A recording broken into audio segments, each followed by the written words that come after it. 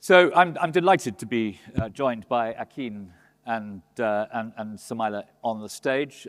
Before I was in government again and on the backbenches, I used to work for Akin and give him some advice for the princely sum of £1 a year. So we established a contract, and it may be in the future I'm able to return if you'll have me. But if I do, I want my pay doubled, £2.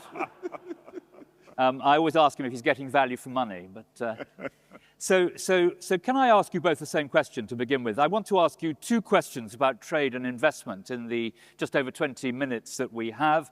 Then I want to ask you a question on climate finance. And then if we have time at the end, a little bit about energy access, which we all know is so incredibly important. But perhaps I can open by asking you both, what are the African Development Bank and the AFC doing to address the key barriers to trade and investment which exist in Africa? Akin. Well, thank you very much, Minister. First and foremost, let me, full disclosure, I actually confirmed that he actually was paid $1 a year and great value for money for all he did for us. So you're welcome back for £2 a year. First, let me thank Karen and her team for inviting me here. 10 years ago, I was here when you launched this up, so it's fantastic to be here. Congratulations on your 10 years anniversary, and thank also to Joanne. I was with Samaila. We rang the bell on the stock exchange. It was fantastic to be here. First, let me say that when one thinks about the issue of trade and investment, question is trade and investment where? And we're talking about trade and investment in Africa. First, you have to understand the economic potentials of Africa, especially with the Africa Continental Free Trade Area. That whole area, instead of dealing with single countries, now you're dealing with 54 countries, cumulative GDP of $3.4 trillion. Now, that's just GDP, and I always say we don't eat GDP. We have to break that down into things that actually matter for every single person on the street. And so how are we trying to do that on trade and investment? First is, we have actually deployed $12 billion into trade finance, and most of that is funded and unfunded guarantees. We support the AFC, we support Adbasu, Tadesse from the Trade Finance, Trade and Development Bank, Afri-Exim, and others to be able to, because the amount of money we need in terms of trade finance gap is about $183 billion a year. So a lot of work that needs to be done in that particular area. The second one has to do with, you can't trade unless you have infrastructure, right? So investing in infrastructure is fundamental to that.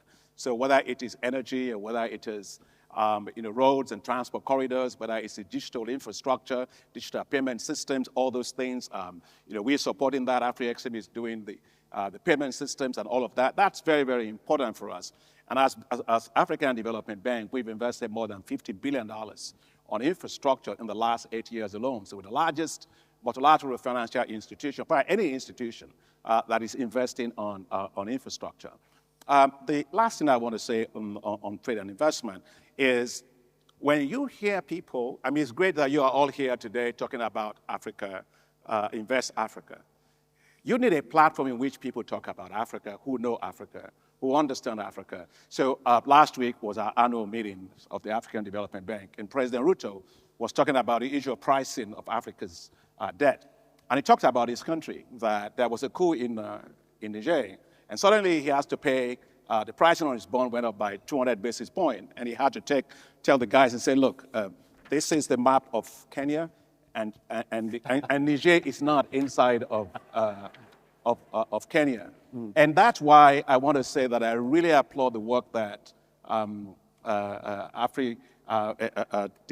AFC ourselves, TDB, Africa 50, the Development Bank of South Africa, Afri-Exim, Islamic Development Bank, European Investment Bank, others, we came together to create the Africa Investment Forum.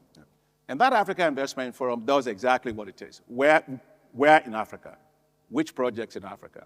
Are they bankable projects? Who's going to de-risk those projects in Africa? And how are we going to make sure that the business, investment, regulatory environment supports the investor to actually invest in Africa? So we built an incredible platform today, which in the last 5 years, we've been able to mobilize investment interest to Africa well over $180 billion. And so today, I feel so proud that there is no project, none at all, in Africa today, that our collective effort of African financial institutions cannot finance. And that's a different Africa that you are talking about. And so I think this is very, very important. We want investment landing in Africa like a plane landing on a smooth landing strip, and I think we are doing exactly that. Let me say, we are taking Africa to the world, and we are bringing the world to Africa. Yeah. Thank you very much indeed. Can I turn to you now, Samaila, and ask you, what's the AFC doing to address these key barriers to trade and investment? Thank you very much for that. I would like to just stand on existing protocol well established by my partners here. So for us at Africa, we come to this, with a slightly different perspective. Our focus really is on what are we going to trade with, and how can we ensure that this is African content that we're trading with. So our focus has been how to work with African governments to transform the economies to move from exporting raw materials to finished goods. And we have several examples of that. I see some of our partners with whom we've done that work here in the room. We have Arise Integrated Industrial Platform, which is really our vehicle for structural transformation across the continent.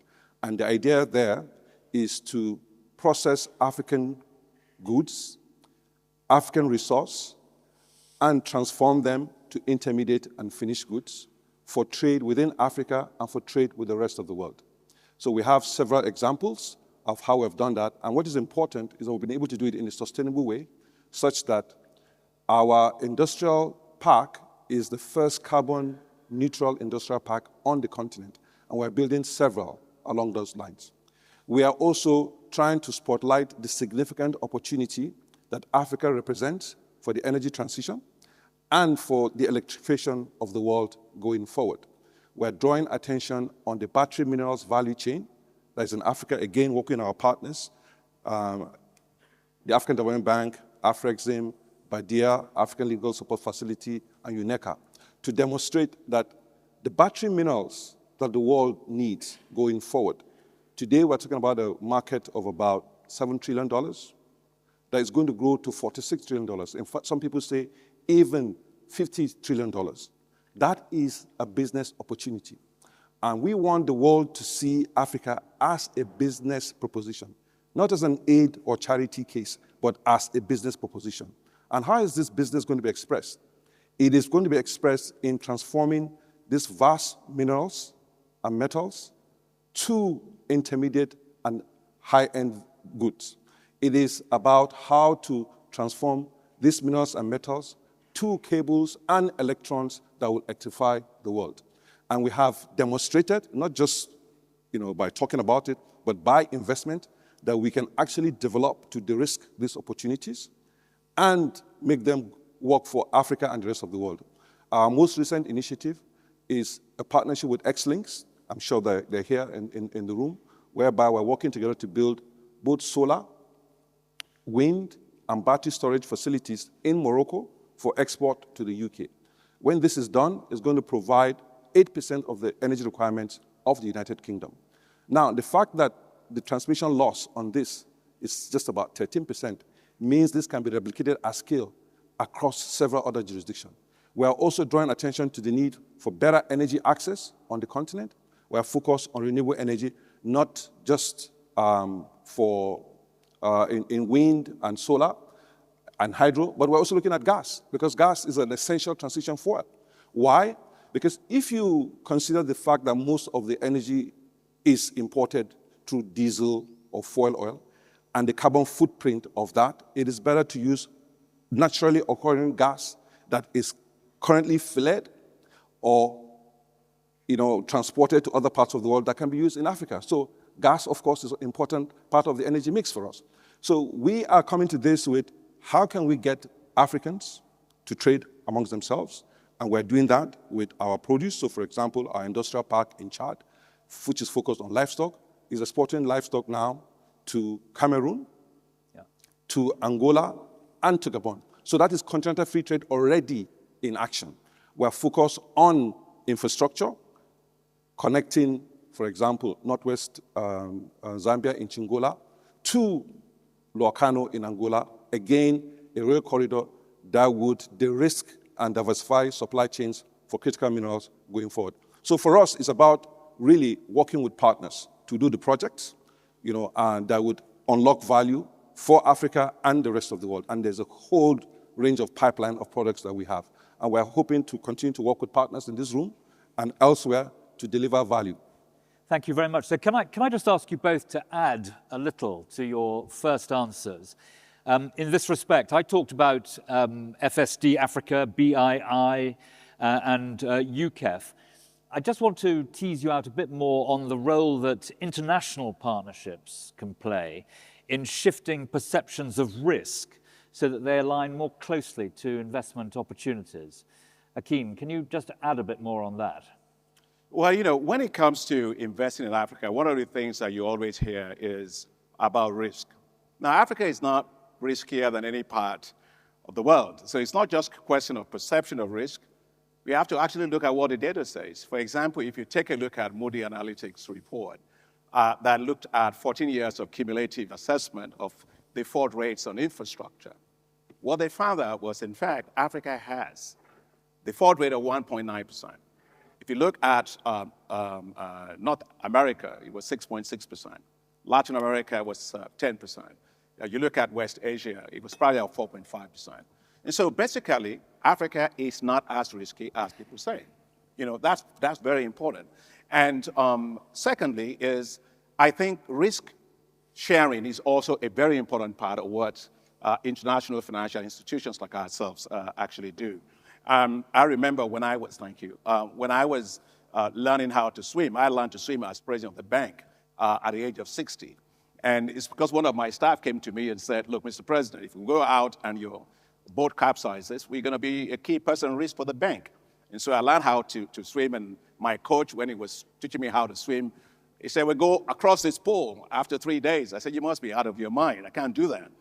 He said, I'll be right behind you. I'll be right behind you. So I started to put all these little baby things around me, and I was going all across. And I kept hearing him, I'm right behind you, I'm right beside you. And I kept swimming. And I got to the other end, and I looked back, and he wasn't there. And of course, I started Was he a politician? Or? Yeah, no, he wasn't a politician. So, but the essence of what I'm saying is a hand-holding people, giving them the confidence to continue to invest. It's very important, and that's what we do as African Development Bank. For example, we have partial risk guarantees that we do quite a lot, partial credit guarantees a lot. Two examples, maybe three I'll give, is if you take the case of Cote d'Ivoire, we supported them with $400 million of partial credit guarantees to be able to issue ESG bonds, and they were able to issue more than $530 million of that. We did the same also for Benin for $195 million. Partial credit guarantees allow them to issue bonds, borrow money from institutional investors, well over $400 million. Egypt, I don't know if anybody's Egypt here. Egypt went on the Panda bond on the Chinese market, capital markets. It's the first one ever issued by an African sovereign on the market, but that's because we give them also partial risk guarantees. So partial risk guarantees and partial credit guarantees matter a lot. And this is where I want to thank you. He may not, I think you should vote for Michel because I'll make a plug for him. He is the best development minister that I know of, quite honestly, and I'm not flattering him. For us at the African Development Bank, the FCDO provided us $2 billion of guarantees to be able to actually use that to free up another $2 billion on our balance sheet to do climate finance in Africa, which is fantastic. Thank you very much. Now, we're all talking about just energy transition. Samaila was talking about energy. You do need a lot of financing for that. FCDO provided us another guarantee facility for $1 billion, which allowed us to be able to do that.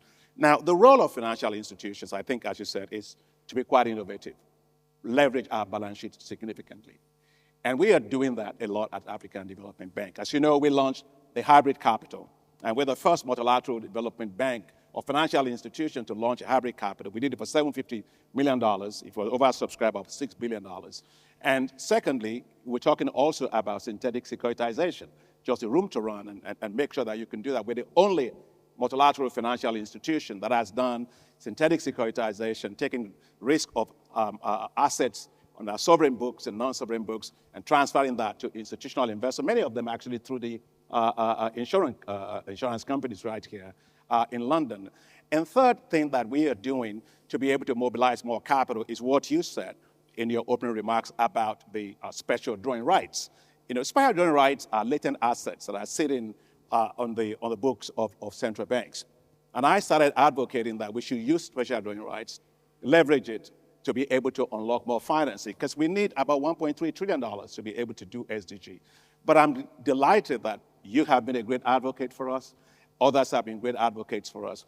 Finally, the IMF board approved the special drawing rights to be used as hybrid capital just about a few weeks ago. And what that means is that's $20 billion that we can use as hybrid capital. As AAA financial institution, that means we can leverage that 4 times, at least 4 times. So that will deliver $80 billion at least of financing to development. So I think that there's no doubt about it. Financial innovations are very, very important. And blended finance, in particular, when we talk about investment, for us, it's going to be important. And I'm looking forward to us being able to have more of that concessional financing so that we can de-risk a lot of private sector investments in Africa. Thank you very much. Samaila, will you just add a little bit from AFC's perspective about this handling of risk and aligning perceptions more closely with investment opportunities? Very good. So for us at AFC, again, I'll just talk about what we do. So we've basically used domestic capital from Africa to de-risk African opportunities. And we do that with a clear focus on project development, what we call developing to de-risk. And we do that, with our capital. We get it to a stage where we feel that it is fairly de-risked, and we invite partners to come alongside us. So for example, last year we commissioned the wind farm in Djibouti, which is going to provide 60% of the energy requirements of the country. We started, again, as a practical case study with a partnership with a state entity there, the Greenhorn Investment Holding Company. 2010, we got to a point where we felt that this was taking shape, and we invited FMO and climate finance managers to work with us, sold down 90% to 51%, and got MEGA guarantee for the political wrap of the government obligations in that. By the way, we built the entire framework for private energy markets in the country. We put in place the first IPP, the first power purchase agreement, so it can be replicated at scale. So we go in for programs that can be scalable, and you don't have to reinvent the wheel. And again, we deployed what we call construction finance equity bridge to construct the plant, before financial close. Again, from our lessons in doing other projects where it takes 2 to 3 years to get to financial close, after you have developed the project, we decided to go with an instrument that will deliver the project faster. So that is, again, we were able to complete the plant, and the plant is running now. As the plant was under construction, we approached the green bond market, and raised the debt. We also got some debt from African Development Bank to also support that project. So this is how we focus on projects. On governments, we use our guarantee, our credit rating as well, to provide guarantees to African sovereigns to raise funds from international capital markets. There, we're able to help an African government reduce its borrowing cost by 1,065 basis points on the back of our guarantee. Again, helping de-risk capital flows for African governments. We also support development finance institutions, regional development finance institutions, national development finance institutions. We worked with another development bank. We also help them reduce the cost of financing by about 400 basis points. So what we do essentially is to look at what we have, which is domestic capital from Africa, leverage that with international capital and access to lower the cost of financing. Again, all to demonstrate that Africa is not as risky, because the way to take out the risk is for people to see the projects that they can invest in. So by a focus on developing to de-risk projects, we are presenting de-risked opportunities to the world. And that's really our focus. Thank you very much indeed. Can I just add something to what Samaila said? Because we feel strongly about that in Africa, exactly on the risk perception question. Just last week at the African Development Bank annual meetings, we were having this discussion about the need to have an Africa credit risk rating agency. Now, that idea is not a far-fetched idea. If you take a look at the assessment of risk in Africa by credit rating agencies, it has a lot of implications for the cost of rating capital. the cost of rating captured in Africa for all those projects is probably 3 to 4 times that of other regions of the world. And so we decided, and in fact, that's what was asked for by African heads of state, to have an Africa credit rating agency. So you have, if you're sick, you go to a doctor, right? Somebody says this is your scan, and so you got to get a second opinion. And that is not to replace the global credit rating agencies at all, no. But today, African countries pay $75 billion in interest service payments, more than they should have been paying because of a lack of a fair, transparent way of rating African sovereign and African non-sovereign. And so in terms of capital, in terms of risk assessment, that needs to be completely changed, and we're going to be working on that. I think that's a very important point for us. And of course, the more you diminish the risk through some of these clever ideas that I talked about in my opening remarks, the more you lower that 75 billion. So there's a clock here which says we've got just over 5.5 minutes left. I want to ask you 2 more questions, but the final question will only need a minute from each of you. So that's about, just under 2 minutes each on the issue of climate finance. And I just would like both of you to give a view on how innovative financing mechanisms and international partnerships best attract more private sector investment to bridge Africa's climate finance gap. So, Akin, will you have a crack at that? No, absolutely. The biggest challenge that we have to Africa's development today is climate. We're losing $7 to $15 billion a year as a result of climate change, and that will rise to $40 billion by 2030. Okay. So, but Africa is getting peanuts for it. I mean, we got getting no more than $30 billion for climate adaptation when the need actually is $277 billion. So what we are doing, and part of the reason why increasing the capital of the African Development Bank has been a big mover, is we are deploying more. So for example, last week, our shareholders raised our capital by an additional $117 billion. So that puts the capital of the bank now at $308 billion. So that gives us the room to be able to lend more for climate finance. How? Because we set a target that we will put 40% of all of our lending into climate finance. When I was elected president in 2015, we were at 9% in climate finance. Today we are 55% of all of our financing in climate finance. So that capital will allow us to be able to do that. Secondly, is that we are implementing what is called the AAP, Africa Adaptation Acceleration Program. This is a $25 billion program. In fact, it is the largest adaptation program in the world, right, to deploy adaptation solutions and financing for Africa at scale. The third one we do is to insure countries against catastrophic risk events. So thank you for your support with the Africa Disaster Risk Insurance Facility that we have, that essentially just co-pays the premiums of countries to insure themselves against catastrophic risk events and get money back, paid back into your treasury. It worked for Malawi, it worked for Niger, it worked for Madagascar and Mauritius. So we're going to scale that up now to $1 billion to be able to do that and reinsure many of those risks and transfer it into the global reinsurance market.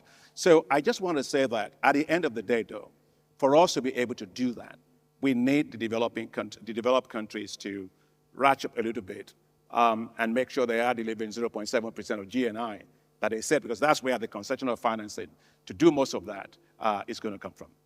Thank you very much. And you will know that the British government is committed by 2026 to have provided £11.6 billion for climate finance and to increase our adaptation money from £500 million, which it was in 2019, to £1.5 billion for adaptation by 2026 as well. Samaila, on climate finance. So for us, we've come to this with, again, what is possible.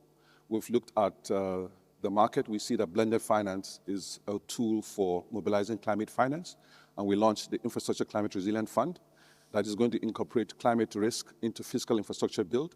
Most of Africa infrastructure is yet to be built, and the idea is to make sure that it is climate resilient.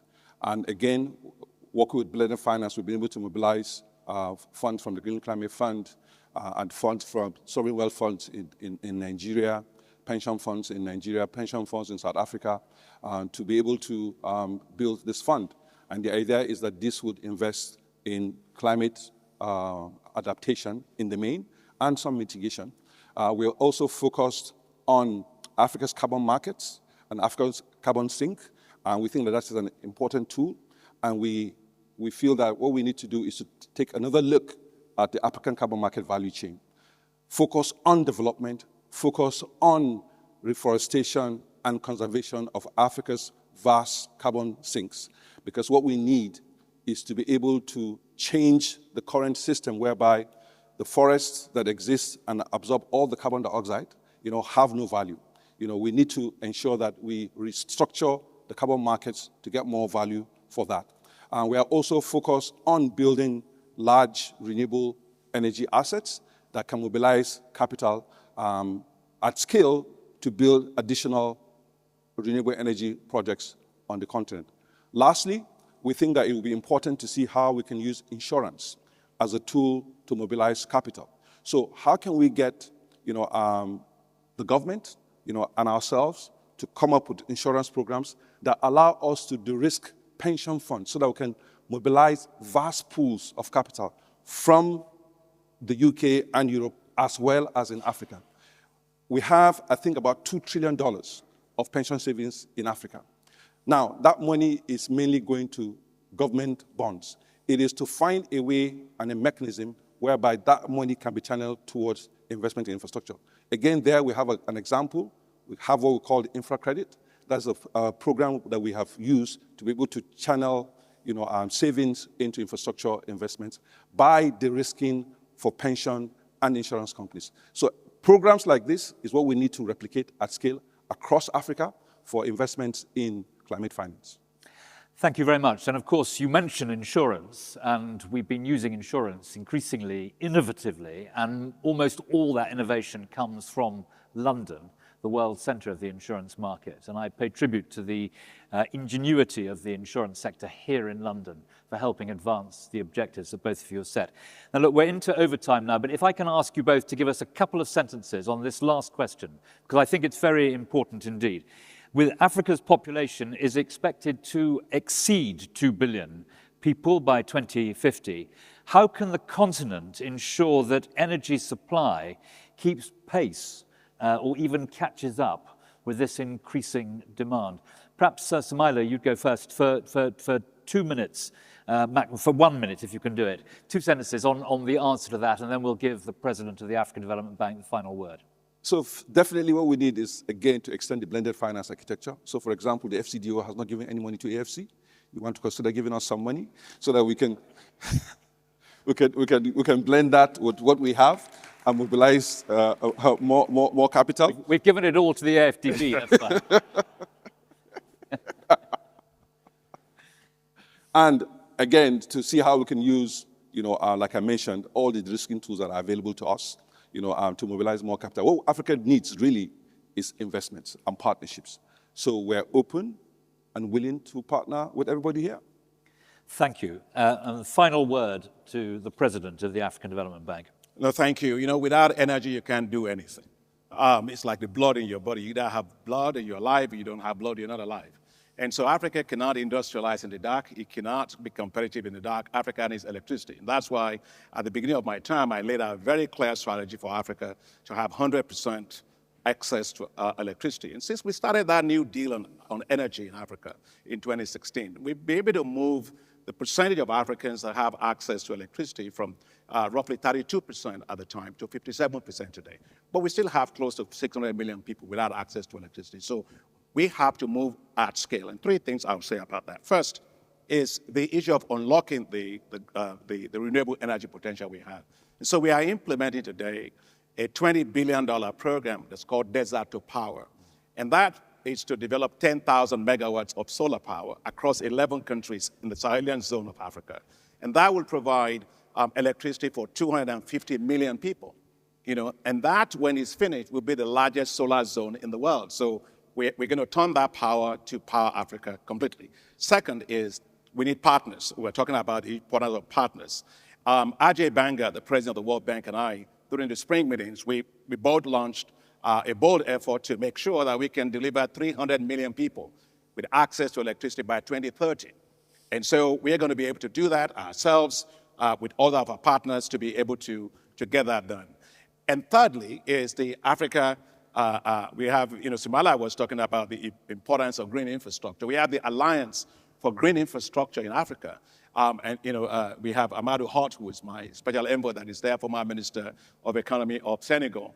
And this is to have $100 million to prepare good projects and $400 million to develop those projects and mobilize $10 billion of private capital into green infrastructure, including green energy, green transport systems, and all of that. That's very, very important.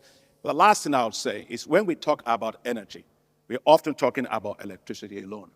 No, we shouldn't be. We should be making sure that women in Africa have access to clean cooking solutions. Look, today, we have 1.2 billion people in Africa that can't cook a decent meal, because they are blowing into firewood and charcoal. We're losing hundreds of millions of hectares of land to that, and that's not acceptable. And that's why I took on that challenge with the Prime Minister of Norway, President Samaila of Senegal, of Tanzania, to make sure that we can do this at scale. So every woman in Africa must be able to cook decently and with dignity. And so we, as African Development Bank, we put down $2 billion to be able to provide clean cooking solutions to women all across Africa. We need $4 billion a year to be able to do that. But if we put down $2 billion a year, and the government's putting no more than 5% of the currently about $76 billion that goes into energy, we get $4 billion, to be able to do that. And just so that I close on that, why this is important. I did not start using glasses because I got to university and got smart. I started using glasses because as a kid, I was blowing into firewood and charcoal and damaged my eyes. And so what I'm saying is that it's not just about electricity. It's about making sure that we can provide clean cooking solutions. And that cooking solutions require liquefied natural, LPGs, so that we can have it everywhere. When I was a kid, the day my mother bought, we moved from cooking with firewood charcoal to gas, it was blue. I love the blue color. I love the smell. We used to go down and just turn it. And just what people consider as luxury, it's not actually luxury. So all I just want to say is that we are determined to make sure we have access to electricity, but we need to make sure that women have access to clean cooking solution. And lastly, you and I have been talking a lot about INGA, right? We've been talking about INGA in DRC. The potential of it is what, 70,000 megawatts, so 70 gigawatts. But we've not been able to get it done. And so we have to move from just megawatts of talk to megawatts of electricity. Dollars. Yeah, to be able to provide the electricity that Africa needs. And we are determined, working with President Tshisekedi, to be able to get that done, including the transmission lines that are going to be necessary to evacuate that power. So, light up and power Africa, we're on it. Yeah. So, ladies and gentlemen,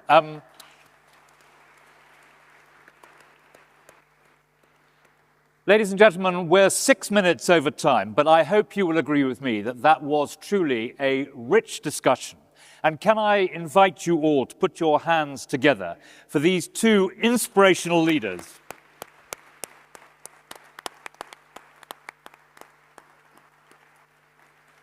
Thank you very much indeed, gentlemen. They are giants of international development. Thank you very much indeed, gentlemen. And I think you will all agree, if there is a megawatt panel, we've just seen it.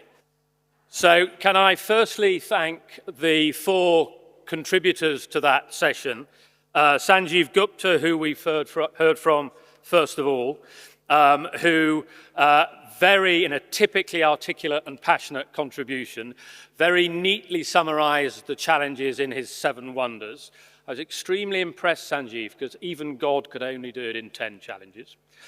But he also very keenly emphasized the choices that Africa now has, quite rightly, and the diversification that will drive and accelerate. We then had a very intelligent, thoughtful, knowledgeable contribution from Minister Mitchell. And I think it's fair to say that Andrew has been, over the last 20 years in Parliament, and we worked together when I was his deputy in Parliament as well, a really passionate advocate for Africa. And I wish you well in this election, But whatever happens, I very much hope you'll retain your passion and involvement in Africa going forward in the future. We also heard from, obviously, Dr. Adesina and Samaila Zubairu.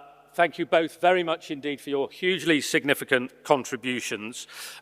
Talking about investment locations, a key, risk profile, risk sharing, the importance of credit guarantees, energy transition, looking at Africa as a business proposition, and Africa as an export destination, as well as making sure that we provide access to clean energy and clean cooking materials for everybody possible as fast as possible. So thank you all very much indeed.